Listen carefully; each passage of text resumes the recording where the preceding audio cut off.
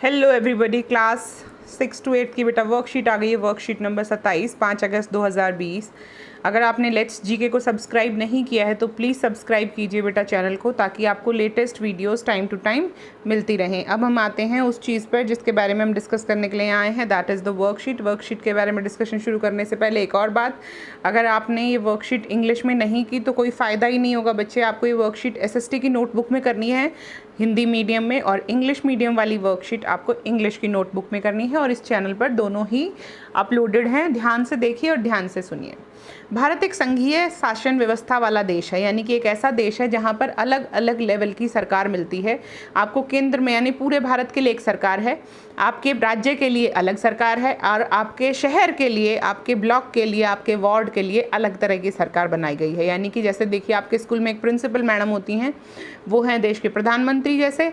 फिर आपकी class teacher होती हैं, वो होती हैं जैसे एक राज्य का मुख्यमंत्री होता है। फिर आपके होते हैं मॉनिटर, अलग अलग लाइन के मॉनिटर होते हैं, अलग अलग सब्जेक्ट्स के मॉनिटर होते हैं, तो वो होते हैं आपकी लोकल बॉडीज़। तो 3 तरह की गवर्नमेंट हो गई। सरकार 3 स्तर पर बटी हुई है। भारत में संघीय शासन व्यवस्था वाला देश है। केंद्र सरकार, राज्य सरकार और स्थानीय निकाय। केंद्र सरकार के कुछ प्रमुख मंत्री नीचे दिए गए हैं। इस बात को ऐसे समझने की कोशिश कीजिएगा बच्चे। सबसे ऊपर होता है देश का प्रधानमंत्री, है ना। पूरे देश के लिए एक ही प्रधानमंत्री होते हैं। फिर उस देश में, जैसे कि हमारे देश में बहुत सारे राज्य हैं, और इन सारे राज्यों में एक एक क्या होता है बच्चे, सीएम होता है। सब में क्या होते हैं, एक एक सीएम होते हैं, चीफ मिनिस्टर होते हैं। और उन चीफ मिनिस्टर में के नीचे बहुत सारे ज़िले होते हैं। एक राज्य में बहुत सारे ज़िले हैं, उन ज़िलों में भी अलग अलग लोग हैं जो उन ज़िलों को संभालते हैं। तो इस तरीके से क्या हुआ है, दिस इज़ कॉल्ड, इसको कहते हैं पावर का, शक्ति का विकेंद्रीकरण। क्या कहते हैं इसको, शक्ति का विकेंद्रीकरण। यानी शक्ति को एक हाथों में नहीं छोड़ा गया, शक्ति को छोटे छोटे भागों में बांट दिया गया। अब देखिए, हमारा सेंट्रल गवर्नमेंट यानी कि हमारी केंद्रीय सरकार, भारत के प्रधानमंत्री श्री नरेंद्र मोदी जी, रक्षा मंत्री श्री राजनाथ सिंह जी, विदेश मंत्री श्री एस जयशंकर जी, वित्त मंत्री यानी फाइनेंस मिनिस्टर श्रीमती निर्मला सीतारमण जी, गृह मंत्री श्री अमित शाह जी।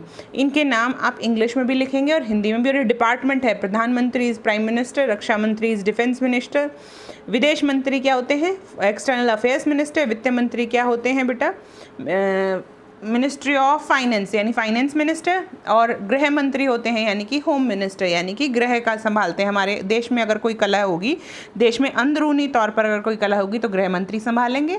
अगर विदेशों से कोई झगड़ा तनाव होता है तो रक्षा मंत्री संभालेंगे। विदेश मंत्री विदेशों में हमारी कोई बातचीत चल रही है, कोई व्यापार चल रहा है, उसको संभालेंगे श्री एस जयशंकर जी, हमारे विदेश मंत्री।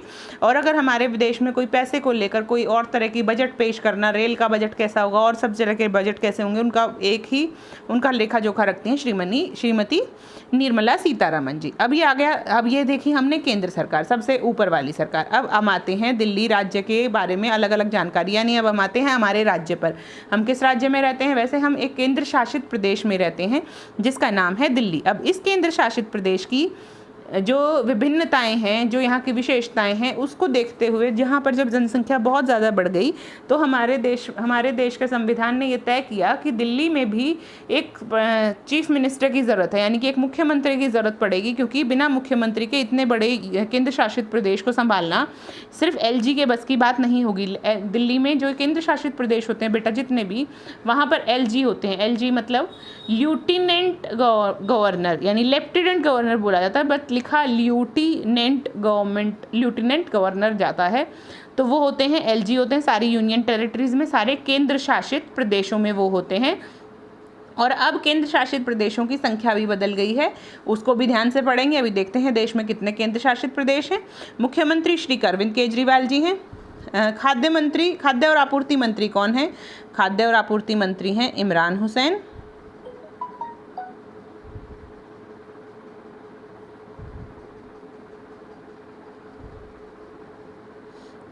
स्वास्थ्य मंत्री हैं सत्येंद्र कुमार जैन।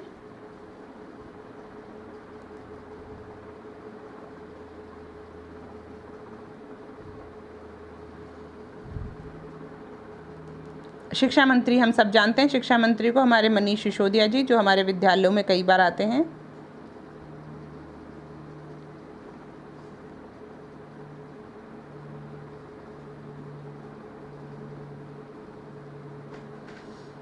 कानून मंत्री कौन है, कानून मंत्री हैं कैलाश गहलोत जी।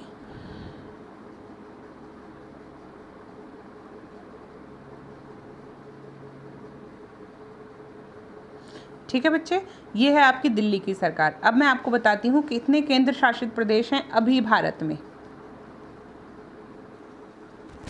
अब हम देखते हैं कि दिल्ली हमारे भारत में कितने केंद्र शासित प्रदेश हैं। बेटा अभी थोड़े दिनों पहले कुछ बदलाव किए गए हैं जिसके कारण केंद्र शासित प्रदेशों की जो संख्या है वो बदल दी गई है। सबसे ऊपर देखिए जम्मू कश्मीर, उसके बाद लद्दाख।